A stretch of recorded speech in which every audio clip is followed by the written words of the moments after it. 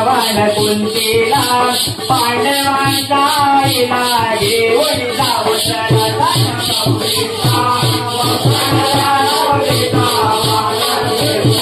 आजच्या दिवशीची भाजी पण त्याची चवच काय वेगळी असते आणि चव तेव्हा येत नाही, अजिबात येत नाही. हा म्हणजे तिचं कसं आहे, ती माहेरवशी नाही ना, मग ती अशी म्हणालेली आहे म्हणतात गाण्यामध्ये, किती सोन्या नाण्याचा सासर असू देत पण मी माहेरला जाणार, कोंड्याची बांधावरची भाजी खाणार आणि माहेरला जाणार.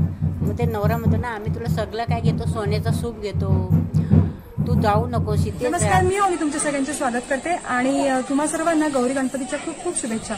तर मी यावर्षी खास गौरी गणपतीच्या सणानिमित्त आलेले आहे कोकणामध्ये आणि कोकणामधील रत्नागिरी जिल्ह्यातील खेड तालुक्यातील वावेगाव येथे मी आलेली आहे आणि आपण आज पाहणार आहोत की या गावामध्ये कशा प्रकारे गौरी गणपतीचे आगमन होते. कारण की जसं मी तुम्हाला मागच्या व्हिडिओमध्ये म्हटलं होतं की वेळेस बदलतात तशा परंपरा बदलतात आणि कोकणामध्ये तर प्रत्येक ठिकाणी वेगवेगळ्या परंपरा आहेत. वेगवेगळे गाव असतील ना तर वेगवेगळ्या गावांमध्ये देखील वेगवेगळ्या परंपरा आहेत. तर या वावेगावामध्ये गौरी गणपतीचे आगमन कशा प्रकारे केले जाते आणि इथे काय परंपरा आहेत ते आज आपण पाहणार आहोत. वावेगाव हे माझी बहीण सो मंजिरी मंगेश सुतार हिची सासरवाडी. सह्याद्रीच्या कुशीत अप्रतिम सौंदर्य लाभलेलं आणि संस्कृती व परंपरा जपणारं असं सुंदर असं हे गाव. तर सर्वप्रथम आपण इथे गणपतीचं दर्शन घेऊया.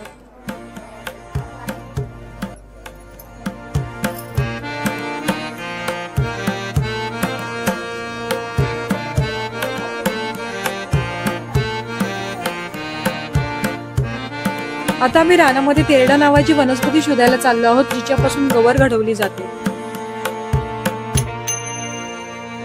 तर ही ती वनस्पती जिला तेरडा म्हणतात. तर यावर्षी पूर्वा नक्षत्र आहे आणि नवीन नवसी पण आहे. तर इथे कशी परंपरा आहे नवीन नवसाची ते देखील तुम्हाला पुढच्या व्हिडिओमध्ये पाहायला भेटणार आहे.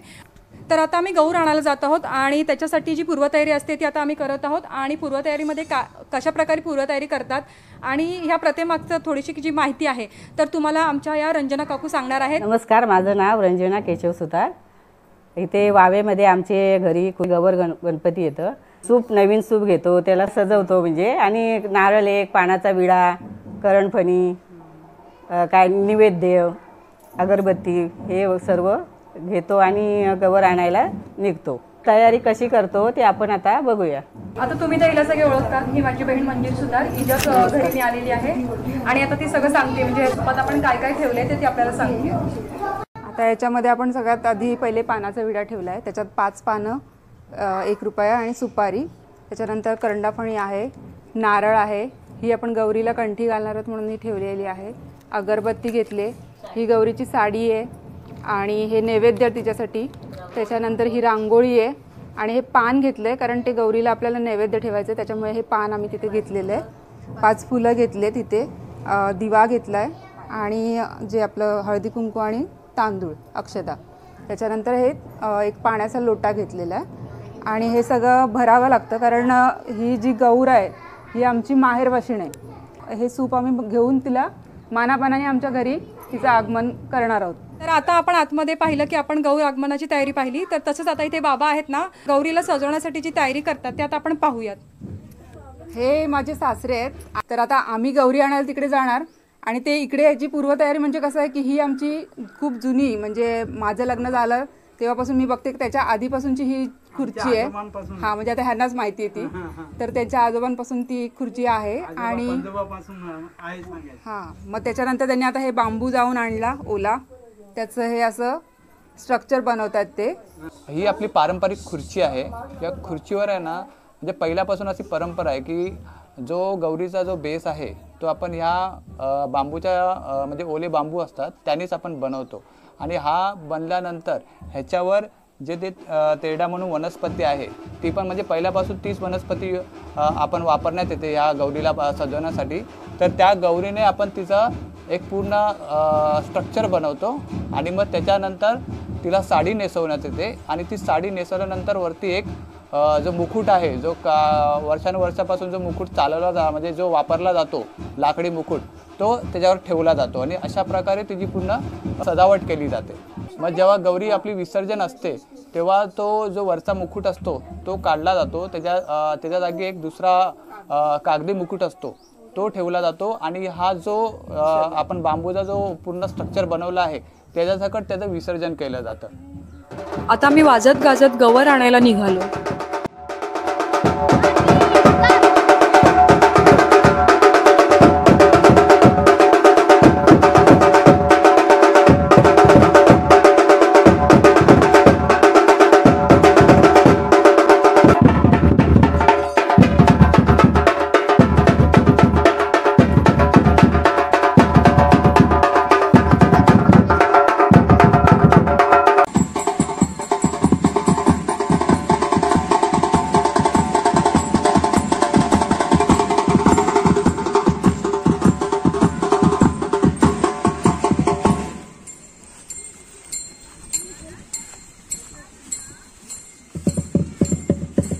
आता आपल्याला हा तेरडा म्हणजे ज्याला आपण गौर म्हणतो तर तो आपल्याला भेटलेला आणि हा तेरडा पूर्ण तुम्ही बघाल तर पूर्ण सरळ आहे, म्हणजे इथून पासून त्याला कुठेही फांदी फुटलेली नाही, अशा पद्धतीचा तेरडा आपल्याला लागतो। फांदी फुटलेला आपल्याला चालणार नाही, म्हणून हा सरळच्या सरळ आपल्याला तो काढून घेऊन जायचा आहे। पण त्याच्या आधी त्याची पूजा करायची, जे आपण साहित्य आणले त्याच्यापासून त्याची पूजा करायची। तर आता शेणाने जागा आपण सगळी सारून घेतलेली आहे, ही रांगोळी काढायची त्याच्यावर। अच्छा, आता आपण त्याच्यात रांगोळी काढूया।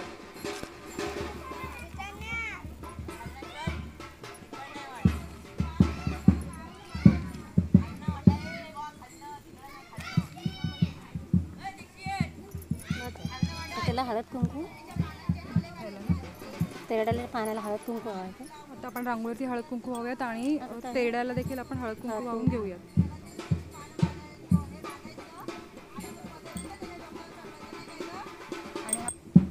गोंड्याचं केस आता आपण तिथे पानाचा विडा ठेवलाय, आरती करून आता जे आपण पानाचा विडा ठेवला त्याला देखील आपण आता हळद कुंकू वाहून घेऊयात। फुल वाहूयात। आता आपण या तेरड्याच्या झाडाची आरती करून घेऊयात।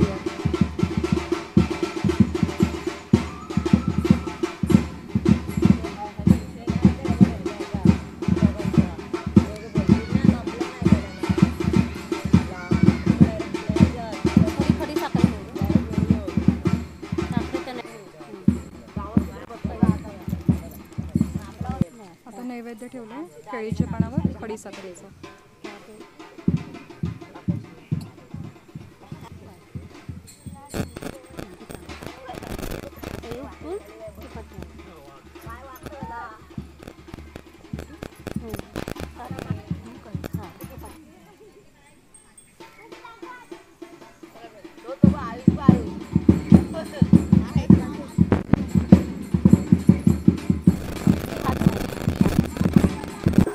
तर आता आम्ही मान सन्मानाने वाजत गाजत गवर घेऊन निघालो आहोत।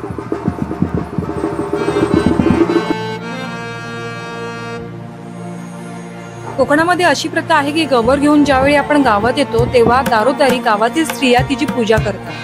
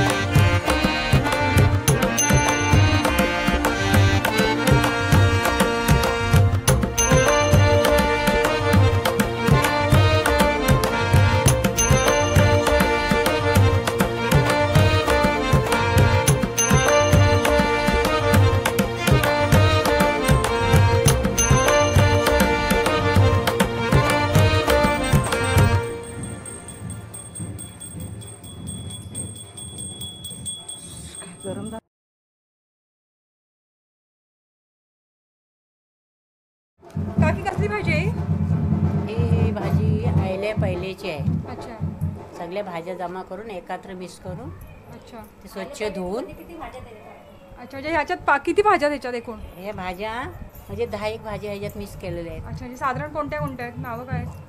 माटाची भाजी, हां पोकळ्याची भाजी, हं, थरभरी, हां कवळा, परत हे दारची भाजी, हे काय परत हे सर्व ना अच्छा माठ, दारची भाजी, कवळा, ही कसली पानं? हे चिचुकाचं पानं. चिचुक म्हणजे भाजीचं असतं ते परत ते करिंद, भवरी, हे सगळं. अच्छा हे सगळी पानं आहेत. हा हे सगळे म्हणजे सगळे ते 10 भाज्या मिक्स 10 केलेल्या भाज्या, हां, आणि त्याची भाजी बनवायची. हा वेगळ्या वेगळ्या केल्या आहेत ना, सगळं एकत्र मिक्स करून ती भाजी धुवून चोळून अगदी मस्त बारीक कापून ती परत शिजायला टाकायची आणि ती निवदाला परत त्याच्यावर भेंडी टाकायची, परत त्याच्यावर मिरची टाकायची. एवढं टाकतो. पण आपण मग हीच भाजी का?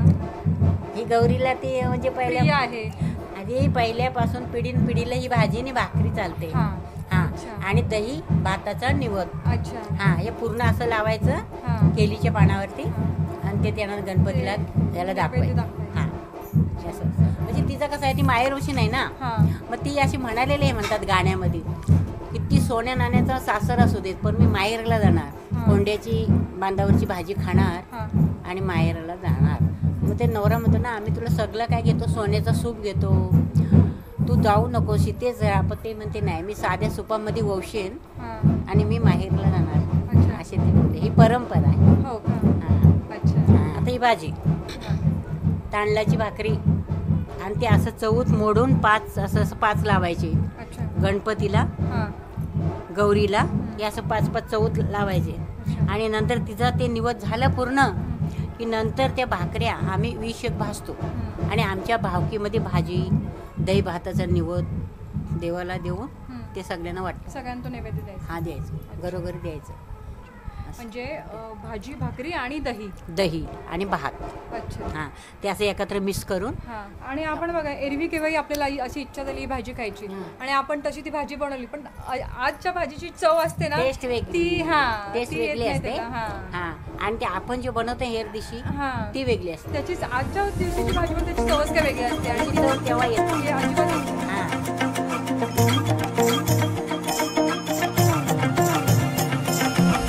आता इथे गौरीची तयारी करायला सुरुवात झाली आहे. स्ट्रक्चर तयार झाल्यानंतर गौरीला साडी नेसवून त्यावर मुखवटा लावून तिला दागदागिन्यांनी सजवतात. मग तिला स्थानापन्न करून 5 सवासनी तिची पूजा करतात आणि त्यानंतर केळीच्या पानावर भाजी भाकरी व दही भाताचा तिच्या आवडीचा नैवेद्य तिला दाखवतात.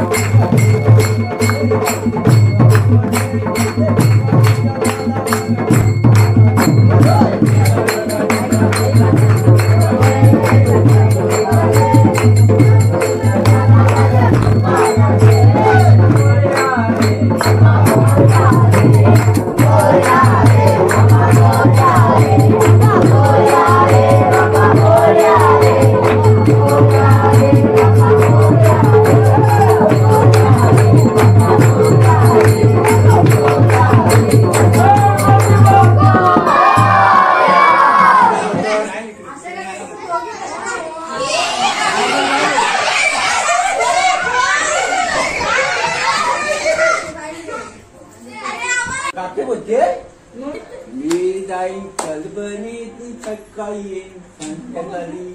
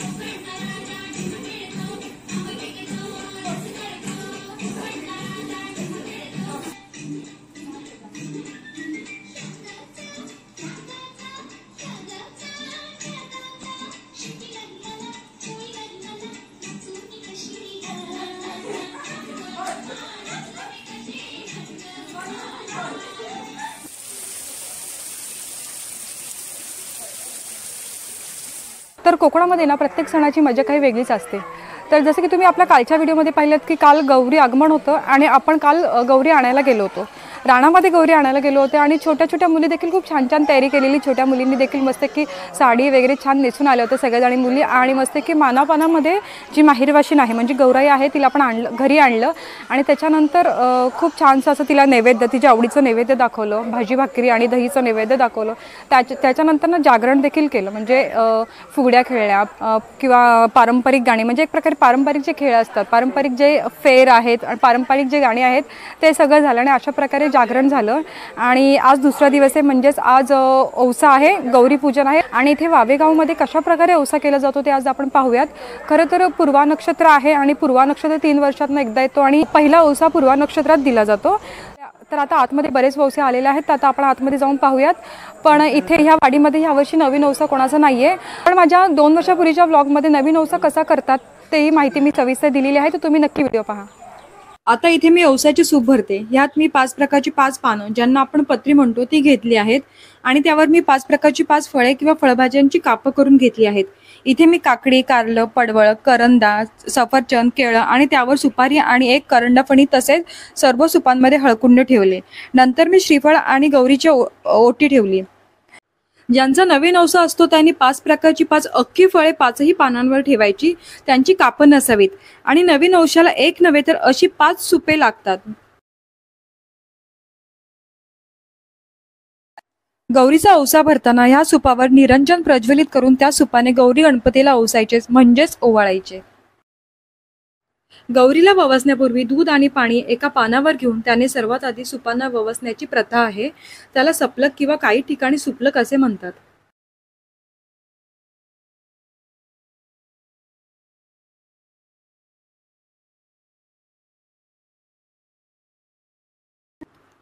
आणि आता इथे गौरीचा औसा सुरू झालेला आहे.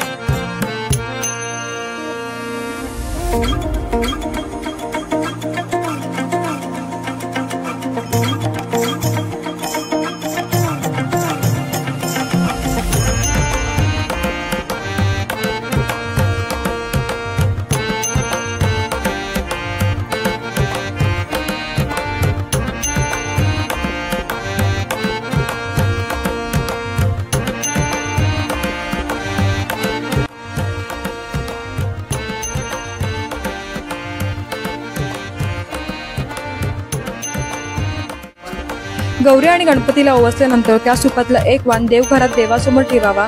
त्यानंतर पती व घरातील इतर व्यक्तींना द्यावा. आता आम्ही इथे सर्व एकमेकांना वाण देत आहोत.